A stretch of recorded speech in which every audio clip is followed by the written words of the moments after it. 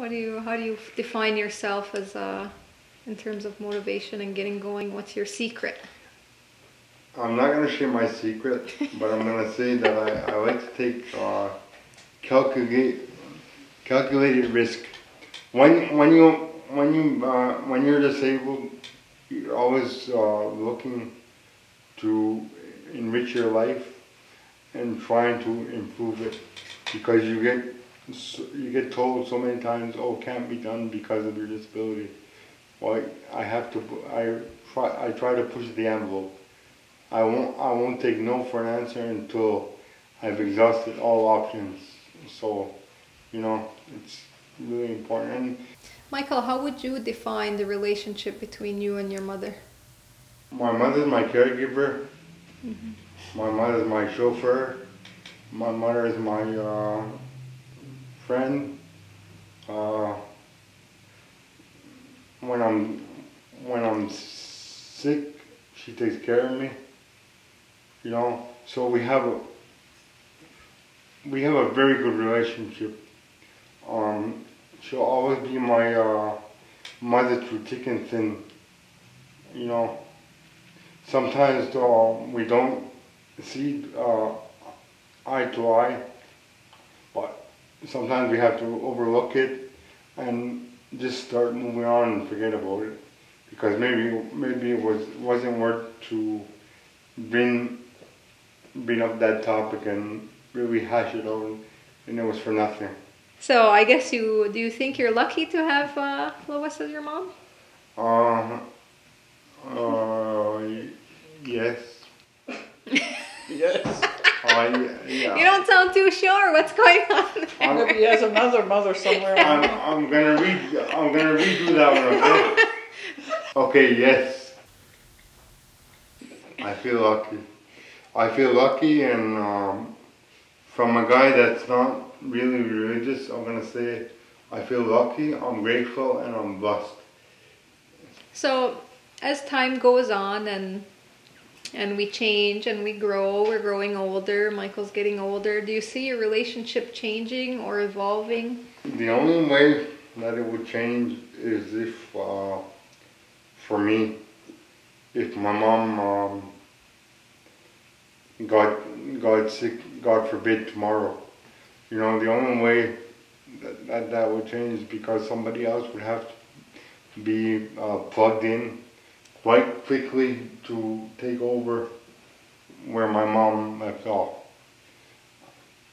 And I've thought about that, but I don't like to think about that. Yeah. We'll deal with.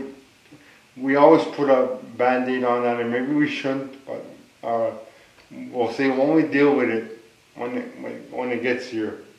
But we haven't really. We've talked about long-term planning, but we haven't really nailed it down quite yet. Mm-hmm. Mm-hmm. I have a brother that lives next door to me. I have a brother that lives in Toronto, and we're all close. So if my mom needed help tomorrow, I'm sure somebody would pitch in somewhere. It all goes down to connecting with family and that strong mm-hmm. family bond. I think that's what my mom and dad wanted for me to mm-hmm. be part of the family, and that's what it's been all through those years. So, Micheal, I know we're talking about the relationship between you and your mother and the roles that you play for each other, but let's just look at, because you're not only her son, you're also within your family dynamics an uncle, and you have nieces and nephews.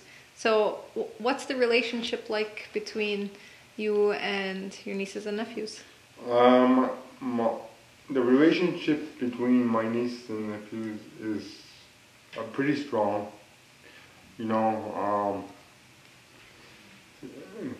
Being the fact that some of them live right next door to me, so we see each other, if not every day, every couple of days.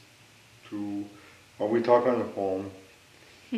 One of my nephews comes quite regularly after school, and if his mom's not home, he waits for his mom to get home at my house.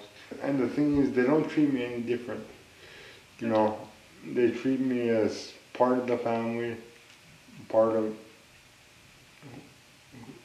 the family, I'm part of them. So, you know, they don't really look at the physical disability as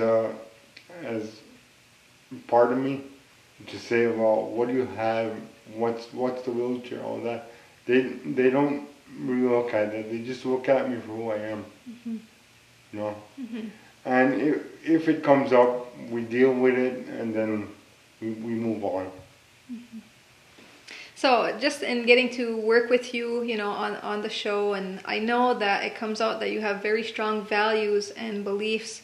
Do you transfer that to your nieces and nephews? Are you teaching them when you're with them? And I try to pass on my beliefs and what I think. Like, I'm very interested in my older niece, what she's gonna do when she finishes her high school at Cooper Academy. So I want to know what she's gonna do when she's done with that. You know, and I try to be there. You know, to just be there and say, you know, what's up. You know, because she has her own group of friends. We get to see each other, but not as much as I would like. You know, so, but we do get to see each other from time to time, and we hang out for 5-10 minutes, whatever it may be. We get to talk, you know.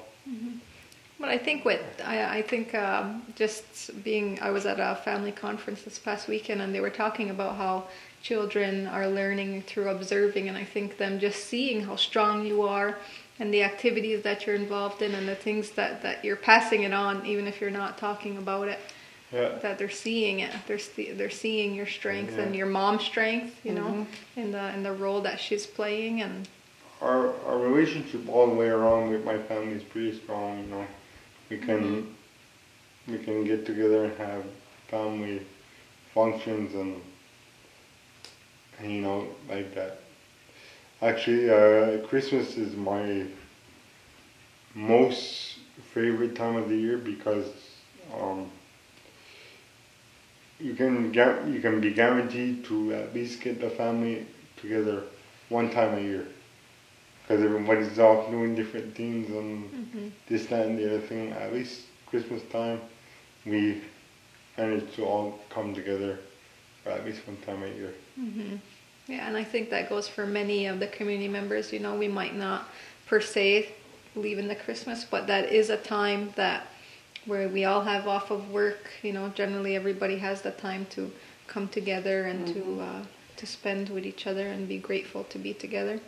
So, moving on, is there anything else that we haven't covered that you wanted to share or you wanted to talk about and to just inform the community on about the relationship? And I guess in closing, we could say that, you know, for people that have told me in the past that they like watching Walk in My World, I hope that this episode fills your heart with warmness, with warm thoughts for the holiday season, and it brings you a sense of fulfillment to watch this episode, because I hope it gave you a glimpse into our personal relationship for what it is, and I hope that you can transfer it into your families, although it won't be the same way, but I hope you can transfer it into your families in some way, and just enjoy the Christmas holidays, and Happy New Year to everybody, and Merry Christmas. So I'd just like to thank Lois and Micheal. Thank you very much for being here today and for sharing with the community everything about your relationship and being open and honest. I think that myself as a community member, I always admire you and look at the bond that you have and the strength and find inspiration in that. And I think for many community members, we can definitely find inspiration through you guys. Nyawa for watching another episode of Walk in My World. More than 14% of all Canadians have a disability. For Aboriginal First Nation Canadians, there are 33% of people living with disabilities. People living with disabilities are subject to exclusion, poverty, and isolation. There are higher rates of depression, suicide, violence, and abuse for people with disabilities. We know that for Aboriginal Canadians with disabilities, all these rates and percentages are even higher. Statistics according to Independent Living Canada